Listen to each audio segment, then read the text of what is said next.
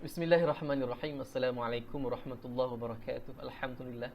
Wassalatu wassalamu ala Rasulillah wa ala alihi wa man walah. InsyaAllah saya akan cuba untuk membentangkan sejarah perundangan Islam di Malaysia. Baik, kita tengok kepada pendahuluan mukadimah. Saya buka dengan kita merujuk kepada surah Al-Fatihah ayat 6 hingga 7. A'udzubillahi minasyaitonirrajim. Ihdinas siratal mustaqim. Siratal ladzina an'amta 'alaihim ghairil maghdubi 'alaihim waladdallin. Amin. Baik, dalam ayat ini sebetulnya kita melihat tentang kepentingan untuk kita melihat kepada cerita-cerita orang terdahulu, sejarah, untuk kita sebagai ambil pedoman kegunaan kita pada masa hadapan. Kita melihat orang Yahudi dengan perjalanan hidup mereka, mereka dimurkai. Orang Nasara, mereka sesat dalam perjalanannya. Baik, daripada situ kita mengumpul kisah-kisah itu sebagai iktibar bagi kita, pedoman bagi kita. Baik, dalam perbentangan ini ada 3 pokok perbahasan yang penting untuk kita garis bawahi bersama. Yang pertama, kita nak membincangkan tentang cara masuknya Islam ke tanah Melayu.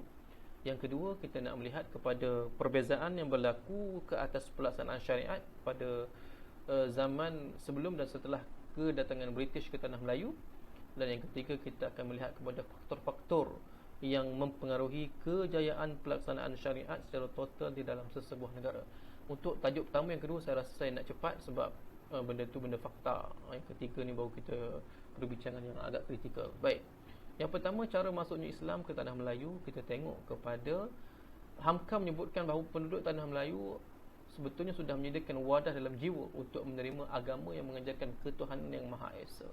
Dulunya orang Melayu berfaham animisme, percaya pada semangat-semangat, roh, alam. Maka sebetulnya kepercayaan kepada ada kuasa yang lebih itu sebetulnya telah menjadikan tapak untuk mempercayai adanya Tuhan yang Maha Esa. Baik, ada beberapa teori tentang cara masuknya Islam ke tanah Melayu. Yang pertama, teori Arab yang bermula sejak 7 Masihi dengan orang Arab ini sebagai mengetahui bahawa orang Arab telah berdagang lama antara timur dan barat, dan banyak lagi bukti yang lainnya. Kemudian ada lagi teori India, yang mana India pun sebenarnya ada hubungan dengan tanah Melayu, dengan Nusantara, dengan perdagangan juga. Dan yang ketiga, teori Cina, yang sebenarnya semuanya berkait dengan perdagangan. Dan yang menarik di sini, ada 120,000 umat Islam di kanton pada dinasti Tang, dan pada 875 Masihi ramai daripada mereka melarikan diri ke tanah Melayu apabila adanya rusuhan. Dan daripada catatan dinasti Song pula, Islam itu dibawa ke Nusantara di sepanjang jalan pantai yang bermula daripada Tiongkok masuk Champa, masuk ke tanah Melayu. Baik, dan semua ini sebenarnya saling berkait, kerana dalam kesimpulan yang saya boleh ambil bahawa Islam sebetulnya masuk ke tanah Melayu dengan cara perdagangan dan kerja dakwah. Kerja dakwah pula dia boleh meliputi perkahwinan, akhlak, nilai-nilai Islam, peranan kepimpinan, pemimpin kerajaan Islam, dan juga sastra-sastra kesenian Islam. Yang mana secara kesimpulan awalnya saya lihat bahawa teori Arab lebih utama untuk kita angkat, kerana memang Islam itu berasal dari Arab. Dan dalam jalur perdagangan itu pun, kalau orang Arab pergi ke India, Islam di sana.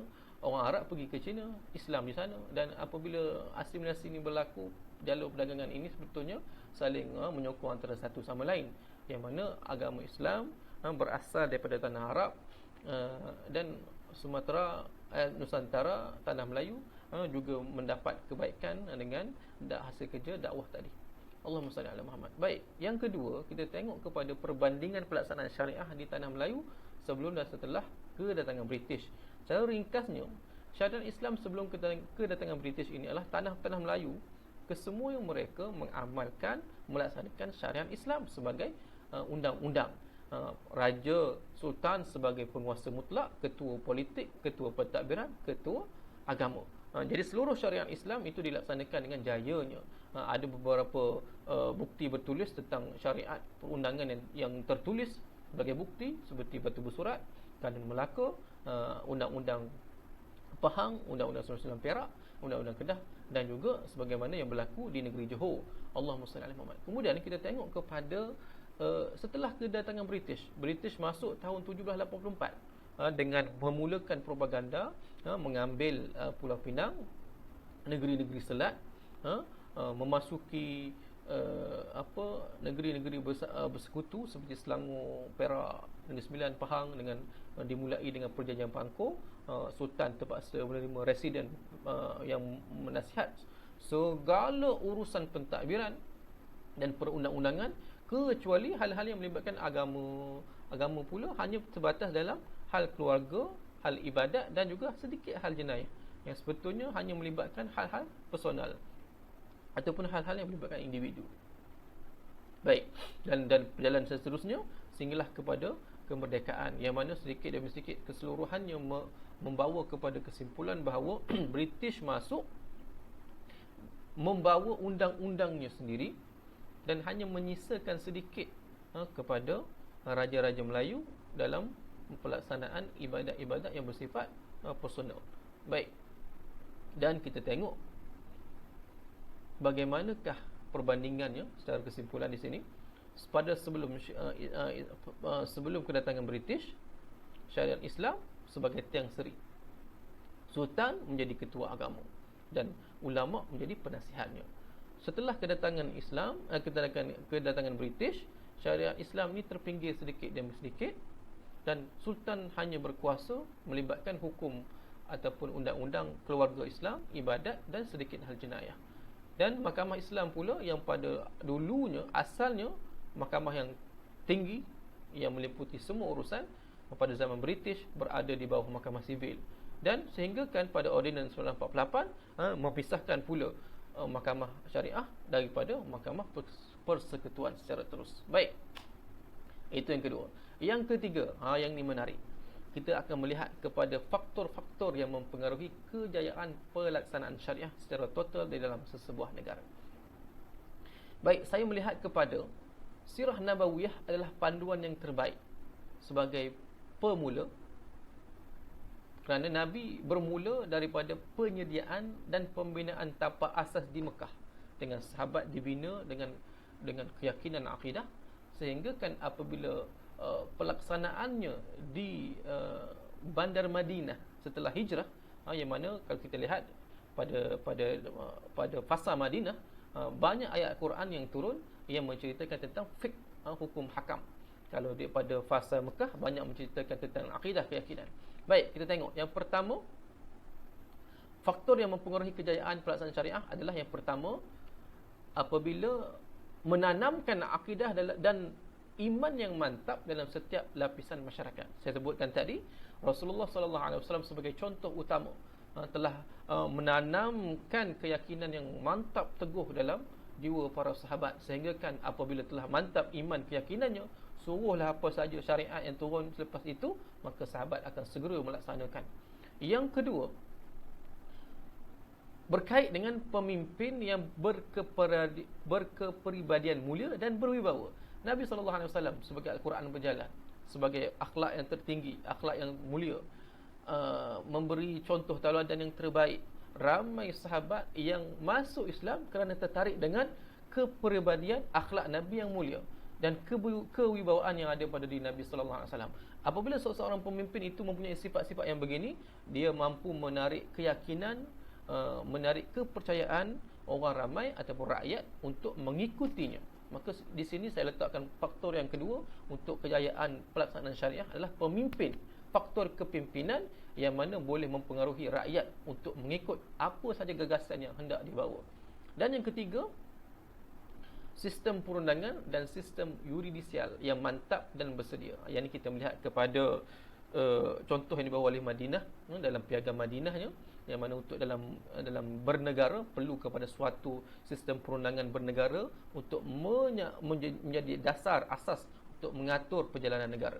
Jadi kalau ikut sistem kita sekarang, demokrasi, kita ada Dewan Rakyat, kita ada Dewan Negara dan Dewan Rakyat. Jadi kalau di Dewan Rakyat, di Parlimen itu ada dua wakil rakyat yang bertanggungjawab sebetulnya untuk mengatur apa saja undang-undang yang boleh digunakan untuk menjalani kehidupan bernegara. Baik, kalau kita dalam konteks syariah ini, bagaimana para YB kita itu memahami kepentingan syariat untuk ditegakkan sebagai konsep utama dalam menjalani negara ini, maka itu tanggungjawab mereka. Dan kita melihat kepentingan ini disambungkan lagi dengan usaha memperkemaskan sistem yuridisial, sistem mahkamah kehakiman syariat yang sepatutnya jika hendak melaksanakan syariah secara total, maka inilah lebih dahulu yang perlu kita kukuhkan dalam bentuk struktur sistemnya. Kerana kalau sekarang ni hanya berkait dengan hukum kekeluargaan, hukum faraid, jadi sedikit hukum muamalat. Jadi apabila nak dibuka kembali kepada yang sepatutnya, hak sepatutnya mahkamah syariah, maka sebetulnya kita perlu menyediakan banyak lagi infrastruktur, menyediakan lagi kemampuan hakim untuk dapat beradaptasi dengan syariah yang sebenar. Kerana sebelum ni kita hanya bermain dengan keluarga, bermain dengan sedikit masalah harta.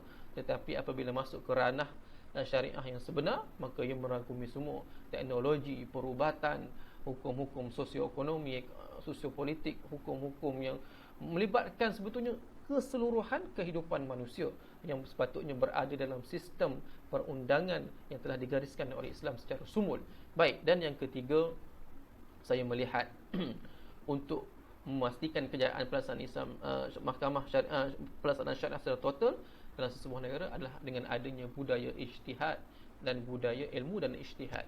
Apabila kita berilmu, kita mengetahui, kita memahami, dan juga ijtihad untuk kita menggali bersungguh-sungguh menyelesaikan masalah-masalah yang semakin hari semakin kompleks.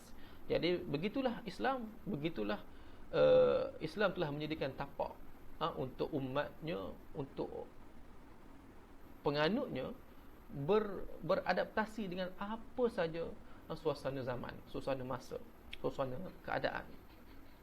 Dan sehingga kan apabila kita menggabungkan kesemua aspek tadi, iaitu dengan akidah yang mantap, pemimpin yang berwibawa, berakhlak mulia, diyakini, dengan sistem perundangan dan juga sistem kehakiman yang bersedia, dan budaya ilmu dan ijtihad, kesemua ini akan menjadikan sebagai faktor kejayaan ke atas pelaksanaan syariah secara menyeluruh dalam sesebuah negara. Baik, begitulah. Sebagai kesimpulannya, saya boleh ambil bahawa yang pertama, Islam datang ke tanah Melayu melalui pedagang Arab dan berdakwah di tanah Melayu. Teori Arab, teori Cina, teori India, semua sebetulnya saling menyokong antara satu sama lain. Semua kadang-kadang melihat kepada sarjana lah, melihat kepada kecenderungan mereka untuk dalam maklumat yang mereka ada dan kecenderungan mereka untuk mengulas atas maklumat tersebut. Baik. Dan yang kedua, kesimpulan yang kita boleh ambil adalah Islam, syariat Islam telah diamalkan secara menyeluruh di tanah Melayu oleh raja-raja Melayu kita terdahulu. Dan apabila masuknya British, syariat Islam yang kita dapat laksanakan sekadar hukum-hukum yang melibatkan personal. Dan yang ketiga,